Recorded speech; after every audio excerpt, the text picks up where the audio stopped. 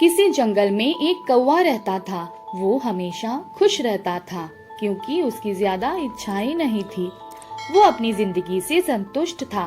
लेकिन एक बार उसने जंगल में किसी हंस को देख लिया और उसे देखते ही कौवा सोचने लगा, ऐसा प्राणी तो मैंने पहले कभी नहीं देखा। इतना साफ और सफेद, ये तो इस जंगल में औरों से बहुत सफेद और सुंदर है, इसलिए ये तो बहुत खुश रहता होगा।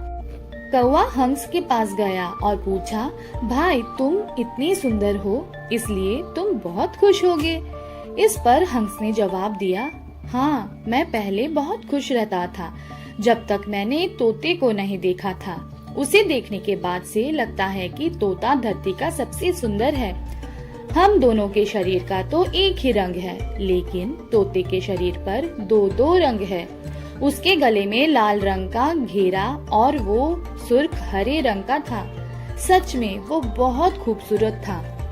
अब कौवे ने सोचा कि हंस तो तोते को सबसे सुंदर बता रहा है, तो फिर उसे देखना होगा। कौवा तोते के पास गया और पूछा, भाई तुम दो दो रंग पाकर बड़े खुश होगे। इस पर तोते ने कहा, हाँ, मैं तब तक खुश था जब तक मैंने मोर को नहीं देखा था। मेरे पास तो दो ही रंग है, लेकिन मोर के शरीर पर तो कई तरह के रंग है। कौवे ने सोचा कि सबसे ज्यादा खुश कौन है, ये तो मैं पता करके ही रहूंगा। इसलिए अब मोर से मिलना ही पड़ेगा। कौवे ने मोर को जंगल में ढूंढा, लेकिन उसे पूरे जंगल में एक भी मोर नहीं मिला। मोर को ढूंढते ढूंढते वो चिड़ियाघर में पहुंच गया तो देखा कि मोर को देखने बहुत से लोग आए हुए हैं और उसके आसपास अच्छी खासी भीड़ है। सब लोगों के जाने के बाद कौवे ने मोर से पूछा, भाई तुम दुनिया के सबसे सुंदर और रंग बिरंगे जीव हो। तुम्हारे साथ लोग फोटो खिंचवा रहे हैं। तुम्हें तो बहुत अच्छा लग रहा होगा और तुम तो दुनिया के सबसे खुश जीव होगे।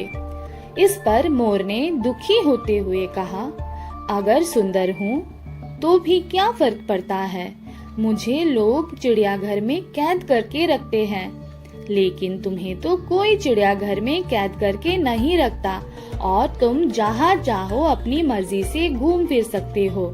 इसलिए दुनिया के सबसे संतुष्ट और खुश जीव तो तुम्हें होना चाहिए, क्योंकि तुम आजाद रहते हो। कौवा हैरान रह गया क्योंकि उसके जीवन की अहमियत कोई दूसरा बता गया। कहानी से सीख, हमारी जिंदगी में बहुत सारी ऐसी चीजें होती हैं जो केवल हमारे पास है, लेकिन हम उसकी अहमियत समझकर खुश नहीं होते। वही दूसरों की छोटी खुशी भी हमें बड़ी लगती है, जबकि हम अपनी बड़ी खुशियों को इग्नोर कर देते हैं और फिर दुखी रहने लगते हैं, जबकि जो प्राप्त है वही पर्याप्त है।